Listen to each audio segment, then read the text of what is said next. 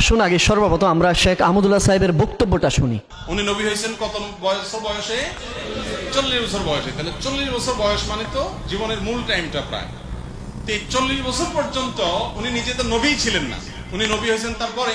সম্মানিত দর্শক, এতক্ষণ আমরা শুনলাম শেখ আহমদুল্লাহ সাহেবের বক্তব্য। তিনি বলতেছেন রাসূলুল্লাহ সাল্লাল্লাহু আলাইহি ওয়াসাল্লাম 40 বছর আগে নবী ছিলেন না, অর্থাৎ 40 বছর পর থেকে তিনি নবী।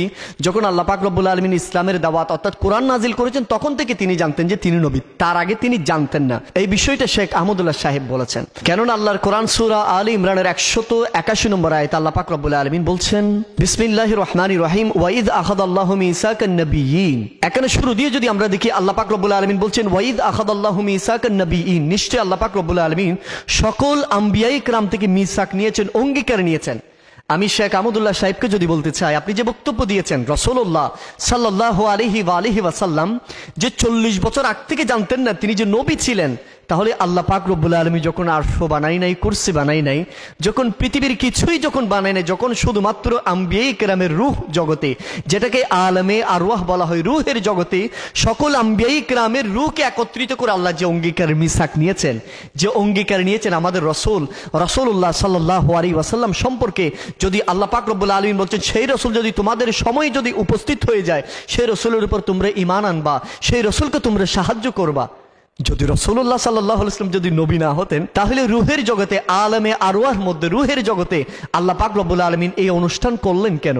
সকল আম্বিয়া ইকরাম থেকে মিসাক অঙ্গীকার নিয়েছেন কেন? এটা তাহলে যদি রাসূলুল্লাহ সাল্লাল্লাহু আলাইহি ওয়াসাল্লাম যদি নবী যদি না হতেন, তাহলে আল্লাহ পাক রব্বুল আলামিন কোরআনুল কারীমের মধ্যে ঘোষণা করেছেন কেন আমি সকল আম্বিয়া ইকরাম থেকে মিসাক নিয়েছেন, এবং কোরআনুল কারীমের সুস্পষ্ট আল্লাহ পাক রব্বুল আলামিন বলছেন আমি সকল নবীদের কথা বলেছেন। আল্লাহ পাক রব্বুল আলামিন এখানে বলছেন নবিয়্যিন, সকল আম্বিয়া ইকরাম থেকে মিসাক নিয়েছেন আমাদের নবীর ব্যাপারে। শুধু তাই নয়, সাহাবায়ে কেরাম রাসূলুল্লাহ সাল্লাল্লাহু আলাইহি ওয়াসাল্লামকে জিজ্ঞেস করেছিলেন মাতা ওয়াজাবা লাকান নবুওয়া, ইয়া রাসূলুল্লাহ সাল্লাল্লাহু আলাইহি ওয়াসাল্লাম আপনার নবুয়ত কখন থেকে নির্ধারিত ছিল, আপনি কখন থেকে নবী ছিলেন? নবী করিম সাল্লাল্লাহু আলাইহি ওয়াসাল্লাম তো বলেন আমি 40 বছর থেকে নবী, এর আগে আমি নবী ছিলাম না, আমি এমনি সাধারণ মানুষ ছিলাম, এটা তো বলে নাই। রাসূলুল্লাহ সাল্লাল্লাহু আলাইহি ওয়াসাল্লাম বলেছেন ওয়া আদামু বাইনা রূহি ওয়াল জাসাদ, আমি তখন থেকে নবী ছিলাম যখন আদম আলাইহিস সালাম আত্মা এবং দেহের মধ্যবর্তী অবস্থায় ছিল। আমি তখন থেকে নবী, যখন থেকে আদম আলাইহিস সালামকে বানানো হয়েছে, স্ট্রাকচার দেওয়া হয়েছে, তার ভিতরে রূহ দেওয়া হয়নি, আমি তখন থেকে নবী। শুধু তাই নয়, আপনারা জানেন রাসূলুল্লাহ সাল্লাল্লাহু আলাইহি ওয়াসাল্লামের কাছে জিবরিল আমিন এসেছেন। জিবরিল আমিনকে জিজ্ঞেস করেছেন জিবরিল তোমার বয়স কত? রাসূলুল্লাহ সাল্লাল্লাহু আলাইহি ওয়াসাল্লামকে জিবরিল আমিন বলেন ইয়া রাসূলুল্লাহ, হঠাৎ আমার বয়স জানতে চাচ্ছেন? রাসূলুল্লাহ সাল্লাল্লাহু আলাইহি ওয়াসাল্লাম বলেছেন ও জিবরিল বলো না তোমার বয়স কত? জিবরিল আমিন বলেন ইয়া রাসূলুল্লাহ, ইয়া হাবিবাল্লাহ, আমি আদম থেকে সর্বশেষ আপনি পর্যন্ত সকল আম্বিয়া ইকরামের কাছে আমি ওহী সহিফা নিয়ে এসেছি, আল্লাহর কালামের বাণী নিয়ে এসেছি, আমার দায়িত্ব এটা, কিন্তু ইয়া রাসূলুল্লাহ আমার বয়স কত এটা তো আমি জানি না।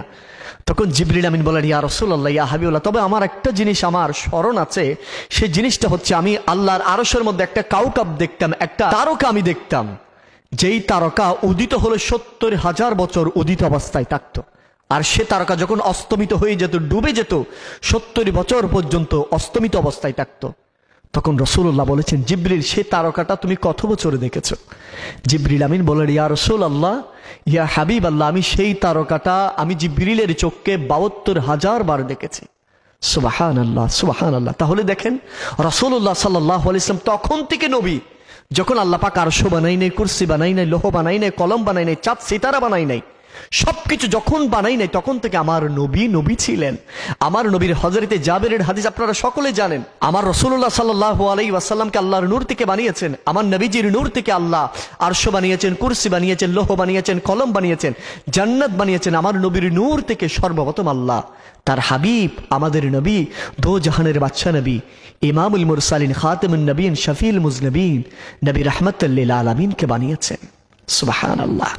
শুধু তাই না, এইভাবে যদি আমরা বলতে যাই রাসূলুল্লাহ অসংখ্য গণিত কোরআন সুন্নাহর দলিল রয়েছে রাসূলুল্লাহ সাল্লাল্লাহু আলাইহি ওয়াসাল্লাম শুধুমাত্র দুনিয়ার জমিনে এসেছেন তখন থেকে নবী নয়, রাসূলুল্লাহ শিশুকাল থেকে নবী নয়, রাসূলুল্লাহ সৃষ্টির শুরু থেকে নবী। এবং আমি আরেকটা প্রশ্ন যদি করতে চাই, যদি রাসূলুল্লাহ সাল্লাল্লাহু আলাইহি ওয়াসাল্লাম যদি 40 বছর বয়স থেকে যদি নবী ছিলেন, নবী যদি হয়, আপনার কথা অনুযায়ী যদি রাসূলুল্লাহ সাল্লাল্লাহু আলাইহি ওয়াসাল্লাম 40 বছর বয়স থেকে যদি নবী, তার আগে তিনি নবী ছিলেন না কি ছিলেন সেটাও তিনি জানতেন না, এটা যদি ধরে নিই, তাহলে রাসূলুল্লাহ সাল্লাল্লাহু আলাইহি ওয়াসাল্লাম যেদিন মা আমেনার কুঠির মোবারকে তশরিফ এনেছেন, সেদিন মা আমেনা সে খানে কাবার মক্কাতুল মুকাররমার রাসূলুল্লাহর সে ঘর থেকে কিসরা বাদশার রাজপ্রাসাদ কেন দেখেছিলেন?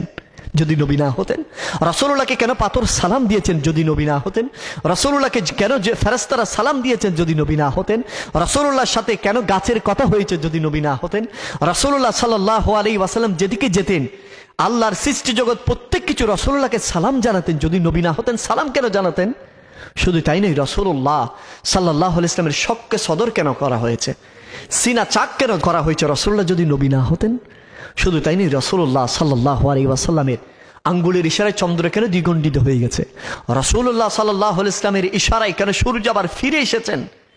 আমরা এভাবে বলতে গেলে রাসূলুল্লাহ সরকার মদিনা সুরুর কলবসিনা আকা নবী শফিল মুজনবিন নবী মুহাম্মদুর রাসূলুল্লাহ সাল্লাল্লাহু আলাইহি ওয়া আলিহি ওয়াসাল্লামের অসংখ্য অগণিত শত হাজারো মুজিজার কথা আমরা বলতে পারি, যেগুলো মুজিজা রাসূলুল্লাহ সাল্লাল্লাহু আলাইহি ইসলামের 40 বছর আগের মুজিজা ছিল।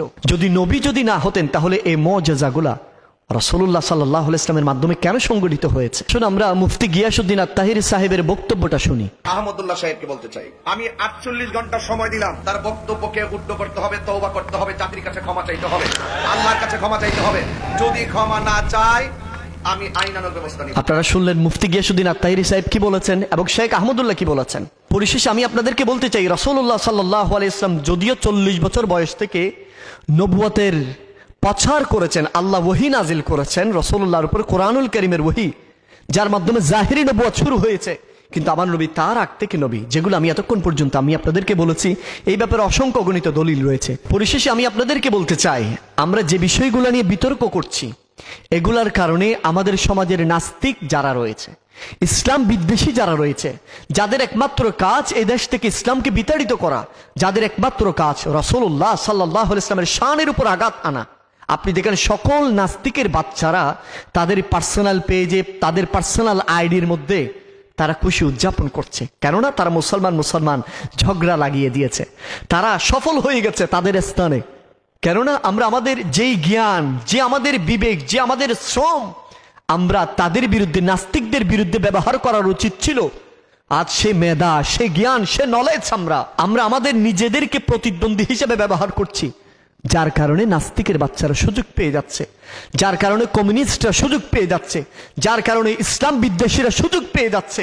তারা আমার নবীজির উপর বারবার, আমার নবীজির মহান শানের উপর আঘাত হানছে, তারা আমার নবীজির নূরানি সিরাত মুবারকের উপর আঘাত হানছে, যে সিরাত সম্পর্কে আল্লাহর কোরআন বলছে লাকাদ কানা লাকুম ফি রাসূলিল্লাহি উসওয়াতুন হাসানা।